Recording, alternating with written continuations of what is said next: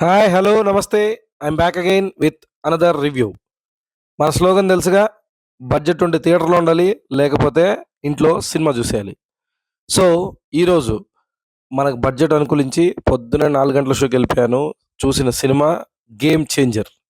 ఇంకా ఈ cinema review విషయానికొస్తే, ఈ సినిమా ఓపెన్ అయ్యేది శ్రీకాంత్ గారితో ఓపెన్ అవుతుంది. తను బేసిక్‌గా అప్పుడు ప్రెజెంట్ సీఎం అనమాట. అనుకోకుండా తనకు హఠాత్తుగా హెల్త్ ఇష్యూ రావడం, దాని తర్వాత తనని హాస్పిటల్‌కి తరలించడంతో ఈ సినిమా ఓపెన్ అయితుంది.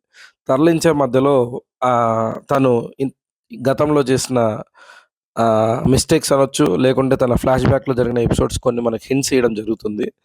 అండ్ దాని తర్వాత తను ఎళ్ళిన తర్వాత హాస్పిటల్ నుంచి రిటర్న్ వచ్చిన తర్వాత రామ్ చరణ్ గారి ఇంట్రొడక్షన్ జరుగుతుంది. ఇలా రొటీన్‌గా సినిమా స్టార్ట్ అవుతుంది. సరే, రొటీన్‌గా స్టార్ట్ అయింది. ఇంకా డిఫరెంట్ వస్తుందేమో, ఇంకా డిఫరెంట్ వస్తుందేమో అని మనం వెయిట్ చేస్తూ ఉంటాం. కానీ ఏ డిఫరెన్స్ రాదు సినిమాలో. యెస్, మీరు విన్నది కరెక్టే. ఫక్త్ కమర్షియల్ ఫార్మాట్‌లో సినిమా సాగుతుంది. ఇంట్రడక్షను, దాని తర్వాత ఎలివేషన్ సీన్సు, దాని తర్వాత యాజ్ యూజువల్ ఇంటర్వల్. ఎక్కడ మీకు ఒక్క హై కూడా ఇయ్యకుండా నడుస్తుంది సినిమా. సో, నేను డీటెయిల్ రివ్యూ ఇవ్వట్లేదు. ఎందుకంటే స్పాయిలర్స్ ఇవ్వడం నాకు ఇష్టం లేదు. అండ్ నా ఒపీనియన్ వచ్చేసి ఇది మిక్స్చర్ అని చెప్పొచ్చు. యెస్. ఎందుకంటే మనకి సినిమా చూస్తున్నంత సేపు ఎక్కడో చూసిన సీన్‌లు, ఇది రొటీన్‌గా జరిగే సీనే గదా అనే ఫీలింగ్ వస్తూనే ఉంటుంది. ఒకే ఒక్కడు కాసేపు గుర్తొస్తుంది. కాసేపు భారతీయుడు గుర్తొస్తుంది. ఇలా శంకర్ గారు తానే తీస్తున్న సినిమాల్లోంచి కొన్ని సీన్‌లు తీసేసి, యాడ్ చేసి సినిమాగా మలిచినట్లు మనకు ఖచ్చితంగా అనిపిస్తుంది. ఇది నా ఫీలింగే గాదు, చూసినప్పుడు మీకు గూడా 100% అనిపిస్తుంది. And coming to the performances, Ram Charan గారు చేశారు. బట్ స్టోరీ హెల్ప్ అవ్వలేదు. అండ్ సూర్య గారు చేశారు. కానీ స్టోరీ హెల్ప్ అవ్వలేదు. సో, ఫైనల్‌గా నా ఫీలింగ్ ఏంటంటే, ఈ సినిమా ఎక్కడా వర్కౌట్ అవ్వకుండా సినిమా ఫినిష్ అయిందని నా స్ట్రాంగ్ ఫీలింగ్. అండ్ ఇంకో విషయం మనం చెప్పాలి, సాంగ్స్ చాలా బాలేవండి నిజంగా. ఇది నా ఫీలింగ్. ఏ సాంగ్ కూడా వర్కౌట్ అవ్వలేదని నాకు అనిపించింది ఆన్ స్క్రీన్ మీద. డబ్బులైతే ఖర్చు పెట్టారు కానీ, ఎందుకో ఇంపాక్ట్ ఇవ్వలేకపోయింది.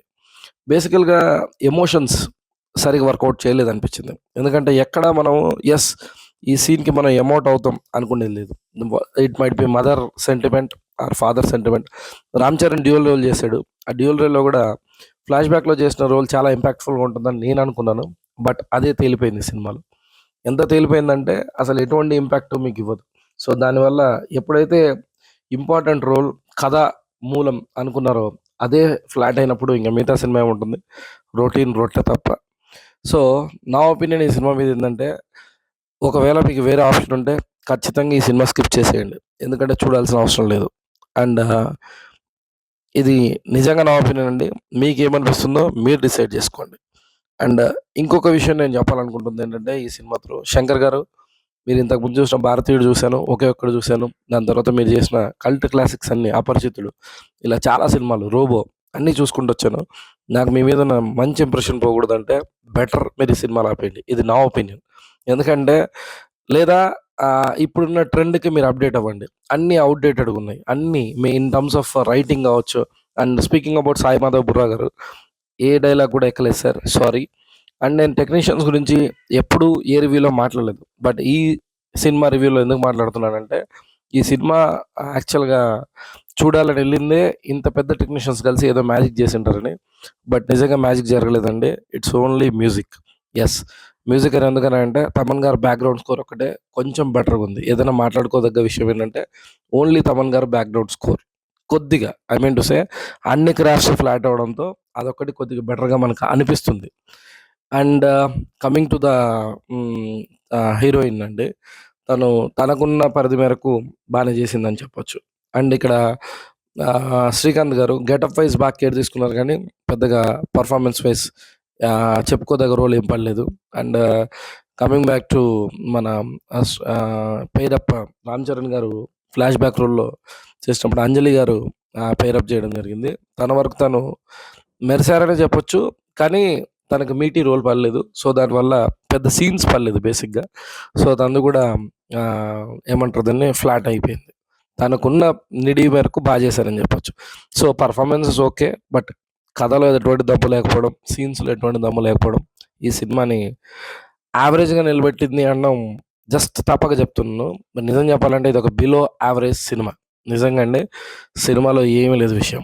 అంతా డొల్లే అని ఒక డైలాగ్ ఉంటది గదా! అది ఈ సినిమాకి ఇచ్చేయొచ్చు. And this is my personal opinion. ఒకసారి మీరు గూడా సినిమా జూసేసి, ఒకవేళ కుదిరితే సినిమా చూసుంటే కింద కామెంట్స్ రూపంలో మీ ఒపీనియన్ తెలియజేయండి. I will be waiting for your opinions in comment box. And ఇలాగే 'డాకు మహారాజ్' అండ్ నెక్స్ట్ రోజు రాబోయే సంక్రాంతికొస్తున్నాం గూడా రివ్యూ చెప్పడానికి ట్రై జేస్తాను. Hope you follow my reviews. And నేను చెప్పే విధానం మీకు నచ్చినట్టయితే please subscribe to my channel. This is it for now. By by.